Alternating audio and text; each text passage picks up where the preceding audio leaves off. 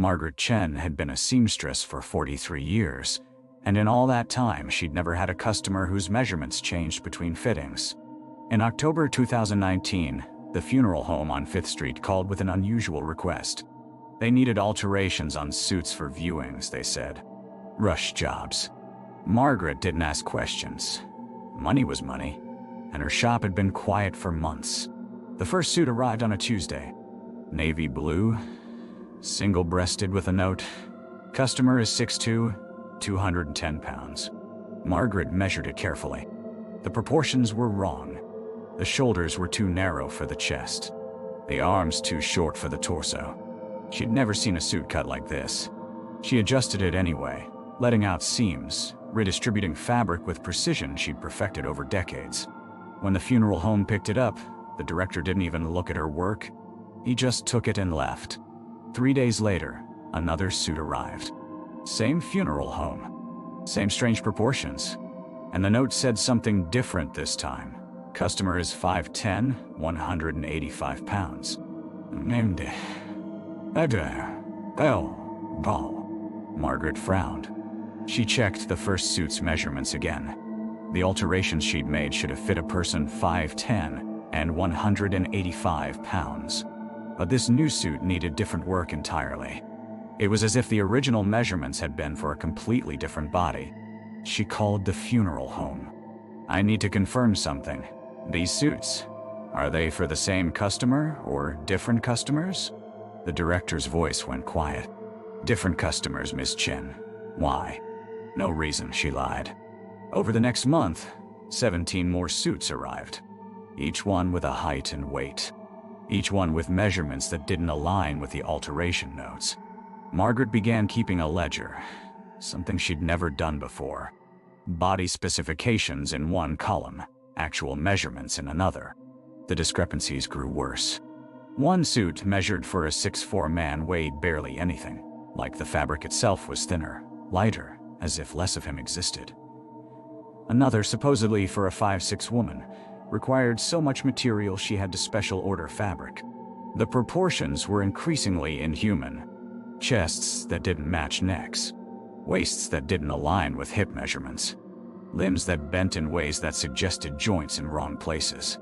Margaret began staying late, studying the suits under harsh fluorescent light. She found things that made her hands shake. One jacket had a sleeve that was 3 inches longer than its pair. The seam on one waistcoat curved at an angle that would have required the wearer's spine to twist impossibly. A dress shirt had an unusual dark stain on the interior. Not blood, but something thicker. Something that smelled wrong even after dry cleaning. She called the funeral home again. This time she demanded to know what was happening. The director didn't answer for a long time. Miss Chen, I need you to stop asking questions. Continue the alterations exactly as specified. Don't examine the suits beyond what's necessary. Finish the work and call for pickup. That's all. The line went dead. Margaret should have stopped. She should have called the police, or at least refused the next delivery. But she didn't. Something compelled her forward. A tailor's obsession with solving an impossible problem. The final suit arrived on a November evening. It was a wedding dress. White, intricate lace, far beyond anything Margaret usually altered. The note read, "Customer is 5'8", 120 pounds. This is the last one. Mim." Margaret's hands trembled as she took measurements. The dress didn't match those specifications at all. The waistline was far too large. The bust measurement inconsistent with the shoulder width. But something else was wrong. When Margaret held it up to the light, she saw something in the fabric itself. Markings. Faint lines running through the lace in a pattern that almost looked like writing. She looked closer, squinting at the pale threads. They were names. Dozens of them woven into the lace so subtly you'd only see them if you were searching for them. Margaret, Stephanie, Jennifer, Rachel, Dawn, Susan, Catherine. Names running across the bodice down the sleeves, circling the hem. And at the bottom, in slightly darker thread, she saw something that made her blood stop. "I am Margaret Chen, seamstress, alterations complete." She dropped the dress. The phone rang immediately. The funeral director's voice was soft, almost sympathetic. "You've finished the fitting, haven't you?" "What did I do?" Margaret whispered. "What are these measurements for?" "You made them fit," he said quietly. "You were very precise. 22 bodies, 22 lives that no longer fit the world properly, until you tailored them into the space between." The line went quiet except for breathing. "We don't replace people, Miss Chen. We simply remake them. We find the measurements of what should have been, and we sew them into place. You've been doing this for 6 weeks now. Do you really think all those suits and dresses were for different customers?" Margaret looked at her hands. They were shaking violently. "The last dress is ready for pickup. And Miss Chen, you were measured weeks ago. Your alterations are nearly complete. You'll fit perfectly into the empty space that's waiting for you." Margaret ran from the shop that night and never returned. She abandoned her business, her home, everything. She drove for 2 days straight and rented a motel room in another state with cash. For 3 years, she never stayed anywhere long enough to be measured. But tailors have precision in their bones. They understand the mathematics of fit. And Margaret Chen began to realize with growing horror that she was getting smaller. Not losing weight. No, something else. She was becoming narrower. Her movements began to feel constrained, as if the space her body occupied was slowly contracting. She bought larger clothes, but they hung differently than they used to. She could feel the seams of reality pressing against her, like a tailor's pins marking where the alteration would be made. Last month, a wedding dress arrived at a motel in Nebraska. She didn't open it. She just drove to the state border and stopped. As I type this, Margaret Chen is still moving, still trying to outrun the fitting. But I've calculated the trajectory of her compression. Based on the rate of change, she has approximately 6 weeks left before she becomes small enough to slip between the stitches of the world. The funeral home is very patient, and they always get their measurements right. On March 14, 2019, Margaret Chen received white roses at her apartment. She didn't order them. The card was blank. She'd be dead by morning. What I'm about to tell you happened in Portland, Oregon. It involves a florist shop that shouldn't have existed, deliveries made in the dead of night, and a pattern so disturbing that the police eventually stopped investigating. The flower shop was called AA Midnight Bloom Eye. It occupied a narrow storefront between a closed bank and a vacant lot. Nobody remembers when it opened. The owner was a man named Vincent. He never smiled. He barely spoke. But he had a delivery route that defied explanation. In the 3 months before the flowers arrived at Margaret's door, 17 people in Portland received midnight deliveries. Always flowers. Always unsigned cards. And all 17 people died within 48 hours. The deaths seemed random. A heart attack. A car accident. A fall downstairs. A sudden stroke. Medical examiners found nothing suspicious. Each death looked entirely natural. But the flowers always came first. Margaret called the police when she found the roses. She was terrified. The officer who took her statement noted her fear. He drove past I Midnight Bloom Eye that evening, but the shop was closed. When he returned the next morning to question Vincent, Margaret had already collapsed in her bathroom. The detective, his name was Robert Walsh, became obsessed. He reviewed security footage from Margaret's apartment building. The camera showed no delivery truck, no flowers being left, but the roses were there, in the hallway, next to her door, with no explanation for how they got there. Walsh subpoenaed the flower shop's records. The ledger contained hundreds of names, all customers who'd received midnight deliveries. He cross-referenced them with death records going back 15 years. The correlation was impossible to ignore. Not 100%, but close. Maybe 94%. He tried to arrest Vincent, but Vincent couldn't be found. The shop was abandoned. The landlord said it had never been leased to anyone by that name. The business license was registered to someone who died in 1987. What disturbed Walsh most was this. The flower shop's delivery ledger contained 17 names beyond Margaret Chen. 17 people who hadn't yet received their flowers. But their names were written there in the ledger, dated for the following nights. He protected them. He stationed officers outside their homes. He warned them, but people have a way of ignoring warnings, especially when the threat seems impossible. 8 of those 17 people died anyway. The others refused to leave their homes. Some are still alive over 5 years later. They live like prisoners, terrified that eventually the flowers will come. The flower shop never reappeared, but florists across Portland report something strange. On random nights, when they open their shops in the morning, they find fresh flowers arranged on their counters. Flowers that weren't there the night before. And every time within hours, someone in the city dies. Sometimes the flowers are roses. Sometimes they're lilies. Sometimes they're orchids. But there's always a blank card placed beside them. The police file on Eine Midnight Bloomy was closed. There were no leads, no bodies, no crime to prosecute. Just an old ledger found in an abandoned shop with names and dates and flowers that kept appearing where they shouldn't. Vincent was never found. But according to that ledger, there are still names waiting. And the deliveries, they never really stopped. They just changed location.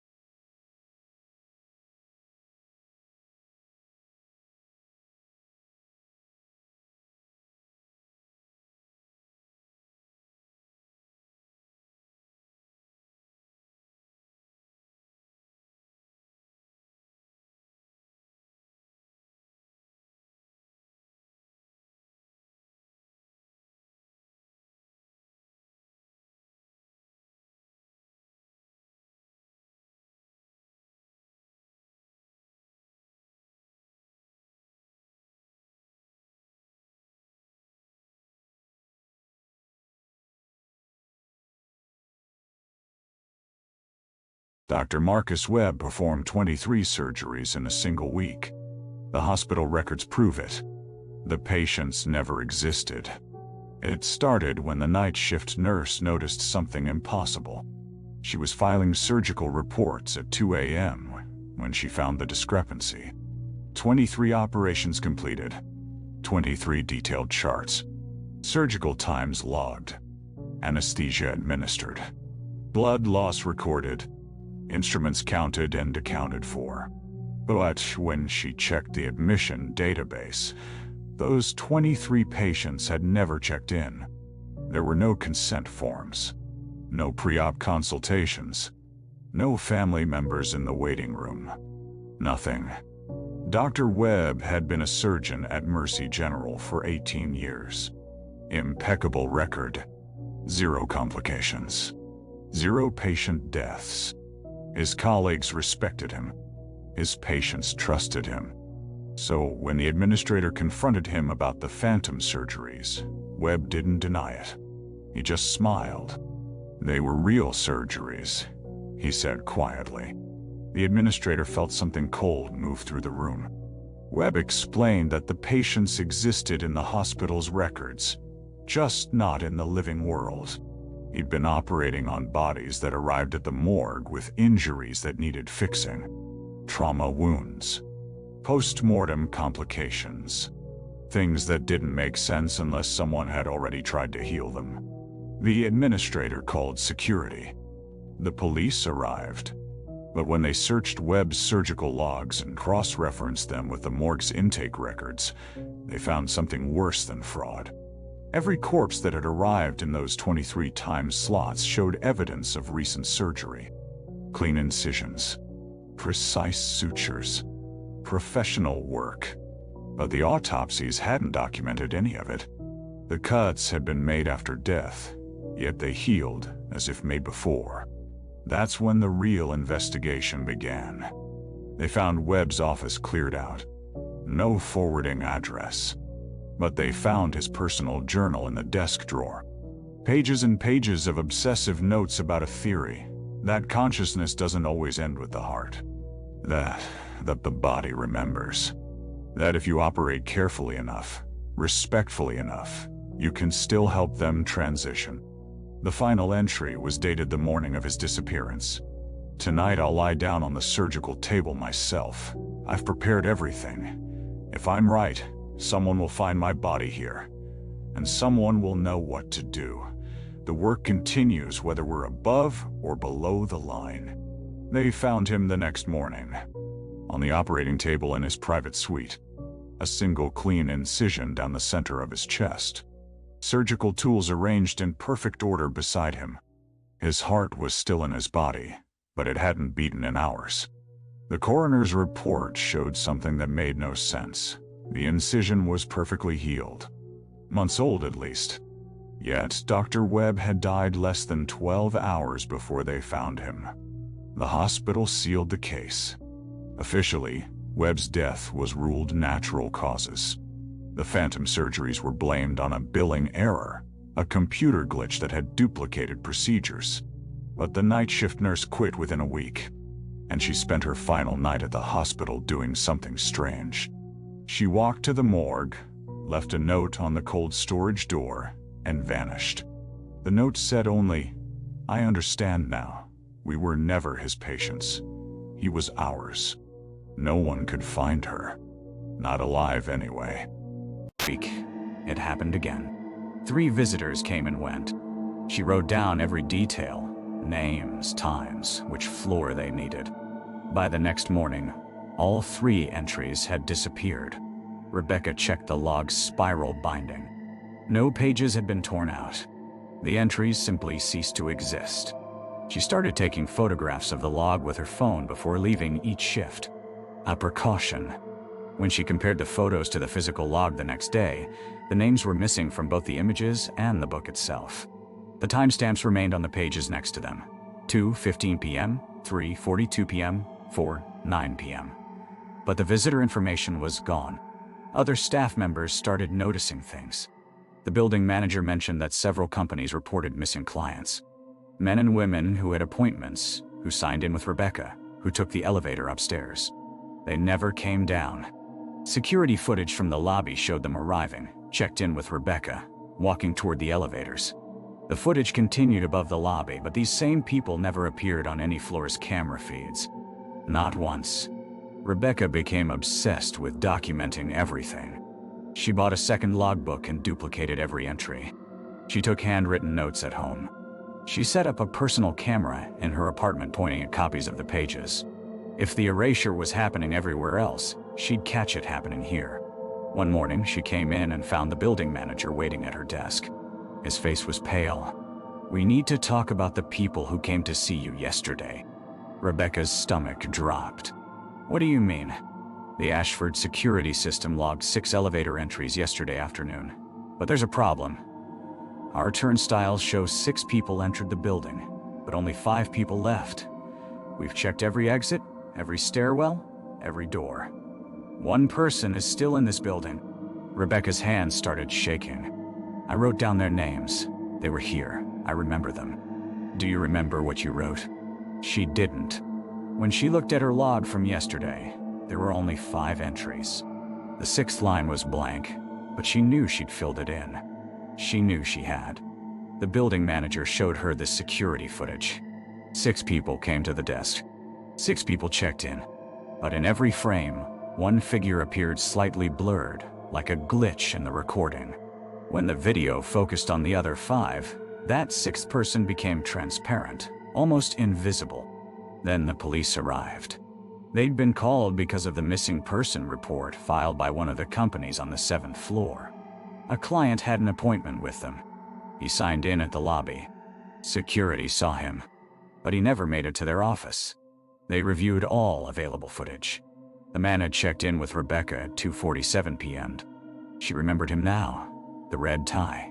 The man who asked for directions twice. Gerald Fitzpatrick got on. But when she checked her logs, his name wasn't there. The authorities conducted a search of the building, top to bottom. The missing man was never found. Rebecca quit 3 days later. She couldn't work at the desk anymore. Couldn't look at the log knowing that people were checking in, being recorded and then erased. Not just from the building, from existence itself. She researched what had happened. Ashford Medical Plaza was constructed in 1967 on the site of a former detention facility. During renovation, workers found dozens of unidentified remains in the basement. The building went up anyway. The guest log she'd been using? Purchased in 2003. It had been in the building since day one. Rebecca heard through an old co-worker that a new receptionist replaced her. The log continued its work. Visitors still signed in, still went upstairs, still never returned. The entries disappeared by morning as if they'd never existed. Some people think Ashford Medical Plaza just has high turnover. Others wonder why the same appointment times keep appearing in the schedule books, but the patients never seem to complete their visits. The log still sits on the front desk, and every day, it writes the names of the people no one can find. Marcus found the guest book on his first day as a mortician's assistant, and he should have known something was wrong when the names were already written in pencil, waiting to be filled in. The Riverside Funeral Home had been in business for 43 years. Marcus needed the job. He didn't ask questions when Harold Chen, the owner, handed him the leather-bound book with yellowed pages and told him to have visitors sign it before they left the viewing room. "Standard procedure," Harold said, not making eye contact. "They sign. They leave. Don't worry about it." For 2 weeks, everything seemed normal. Grieving families came. They signed. They left flowers. Marcus filed the names away in his mind. The Hendersons, the Paddles, the Kowalskis. Ordinary people with ordinary losses. Then he noticed it. A name on page 17, David Morse. The date beside it was 3 days in the future. Marcus flipped back through the book. Most signatures were in the same handwriting, shaky, deliberate, sad. But scattered throughout, in a different hand entirely, were names dated weeks ahead, months ahead. Some entries went back 2 years, filled in with dates that hadn't arrived yet. He confronted Harold about it. "Forget you saw that," Harold said quietly. He was arranging lilies for a viewing. His hands didn't shake. "Every funeral home has one. You'll understand eventually." Marcus didn't understand. He became obsessed. He started watching the obituaries, comparing names to the pre-written entries in the guest book. Every single one was correct. Elizabeth Chen died on July 14th, exactly as the book predicted. Robert Hayes on August 2nd. The Hoffman twins on September 11th, same date written in that strange handwriting.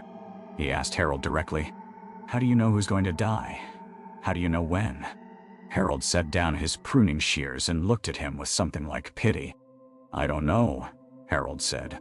"The book knows. It's always known. That's why people come here. Not because they chose us, because we were already written down as the place they'd end up." Marcus quit that day. He walked out and never looked back. But he couldn't stop thinking about it. 3 months later, he was in his apartment when his phone rang. It was a woman from Riverside Funeral Home. His mother had been in an accident. Did he want to plan her service with him? He said no. He found another funeral home across town. The woman called again. And again. Each time insisting that Riverside was where his mother needed to be. That they were already prepared. That her name was already in the book. When Marcus finally called Harold, desperate and furious, the old man's voice was calm. "Check the book, Marcus. Page 34. Your mother's name. And yours, actually. 2 entries, same date, different years." Marcus never did check. He hung up and never answered another call. Last I heard, he'd moved to another state entirely. He works in finance now. He refuses to go to funerals. But sometimes late at night, he wonders what date is written next to his name in that leather-bound book, and whether he's running toward it or away from it. Because the thing about pre-written futures is simple. You can't avoid them. You can only delay knowing when they arrive. The old Rialto Theater closed in 1982, but the projector kept running for another 40 years.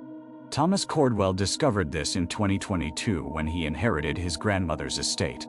The projection booth sat untouched on the 3rd floor, dust coating everything except the 35 Mina projector, which gleamed like someone had polished it that morning. He found the film cans stacked in the corner, unmarked. Dozens of them. Thomas brought one home. He rigged up an old projector in his basement and threaded the film through. The celluloid was brittle, yellowed with age. He expected nothing, maybe old newsreels or forgotten previews. The image that appeared on his wall made him stop breathing. It showed the interior of his bedroom. His actual bedroom. But from tomorrow's perspective. The clock on the wall read 11:47 p.m. There was a glass of water on his nightstand, half empty. His bed was unmade in a specific way he recognized immediately, the way he always left it after thrashing through nightmares. But there was something else. A body outline, chalk white against the sheets. Thomas turned off the projector with shaking hands. He didn't sleep that night. He told himself it was a coincidence. Maybe the projectionist had filmed the theater's living quarters. Maybe it was just his bedroom by chance. He grabbed another film can. This reel showed a different scene. A hospital corridor, fluorescent lights humming. And there, a stretcher rolling past, a sheet pulled over a face. The hospital gown hanging from the back of a chair had his name stitched inside. Over the next week, Thomas watched 15 films. Each one showed a different death. Sometimes his, sometimes strangers. Once, a woman he recognized from the corner grocery store hanging in what looked like her kitchen. The dates on the calendar in each frame progressed chronologically. The earliest film showed events from 2023. The latest showed a date 3 months away. He tried to stop watching. He buried the film cans in his backyard, but he couldn't stop thinking about them. The dates, the specificity, the inevitability. Thomas called the city archive and asked about the Rialto's history. They connected him with an elderly woman named Margaret Voss, who'd worked there in the 1960s. "Why do you want to know about that place?" she asked, and he could hear something in her voice, recognition, maybe, fear. "I found film cans," he said, from the projection booth. Silence stretched between them. "How many?" she finally asked. "Dozens." Margaret inhaled sharply. "Listen to me. The projectionist, his name was Douglas Chen. He died in 1982, the same day the theater closed. How did he die? Nobody knows. He was found in the projection booth at dawn. No marks, no cause. The county coroner couldn't determine it. But here's what's strange." Margaret's voice dropped. "The police found film in the projector, already threaded, already queued up, and when they developed what was on it..." "What?" "It showed Douglas, dead, in the projection booth. It was dated the day before he died." Thomas felt the room tilt. "We all thought he was mad," Margaret continued. "That he'd filmed some kind of, I don't know, fantasy. But after he died, people started finding film cans around the city, in abandoned buildings, locked rooms, places they'd never been. What was on them? Their deaths, or deaths they would have had. People started to disappear after watching them. Not immediately, but within weeks or months they'd die exactly as the films showed." "That's impossible." "Is it?" Margaret's voice turned hollow. "The theater was built on the site of an old morgue. Did you know that? From the 1920s. They dug up bodies when they demolished it, 37 of them. Nobody claimed any of them." Thomas hung up. He spent the next 72 hours destroying the film cans. He burned them in his fireplace, watching the celluloid curl and blacken, releasing chemicals into his home that made his eyes water. But on the 4th day, he found a new can on his doorstep. It was dated with tomorrow's date. Inside the can, a single frame had been printed as a photograph. It showed his kitchen, his table, an empty chair across from him, and a second shadow, someone else's silhouette, reaching toward his throat.